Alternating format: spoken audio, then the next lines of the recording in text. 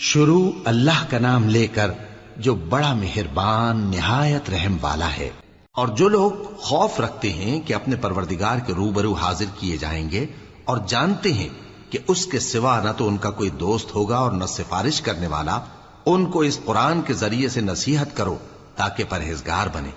اور جو لوگ صبح و شام اپنے پروردگار سے دعا کرتے ہیں اور اس کی توجہ کے طالب ہیں، ان کو اپنے پاس سے مت نکالو۔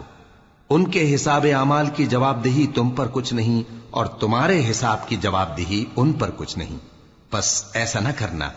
اگر ان کو نکالو گے تو ظالموں میں ہو جاؤ گے۔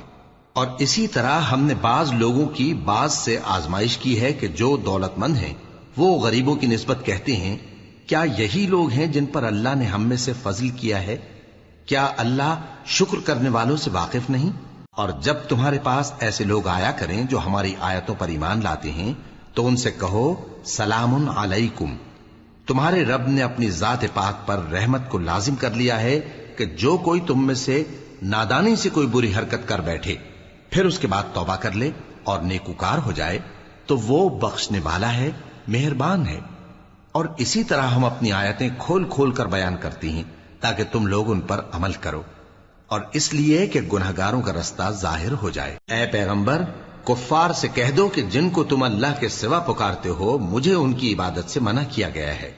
یہ بھی کہہ دو کہ میں تمہاری خواہشوں کی پیروی نہیں کروں گا، ایسا کروں تو گمراہ ہو جاؤں اور ہدایت یافتہ لوگوں میں نہ رہوں۔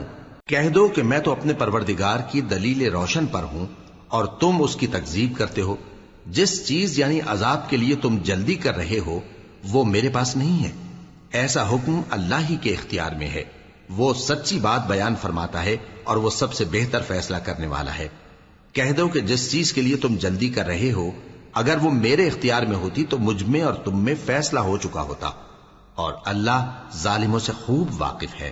اور اسی کے پاس غیب کی کنجیاں ہیں جن کو اس کے سوا کوئی نہیں جانتا، اور اسے جنگلوں اور دریاؤں کی سب چیزوں کا علم ہے، اور کوئی پتا نہیں جھڑتا مگر وہ اس کو جانتا ہے، اور زمین کے اندھیروں میں کوئی دانا اور کوئی ہری یا سوکھی چیز نہیں ہے مگر کتاب روشن میں لکھی ہوئی ہے۔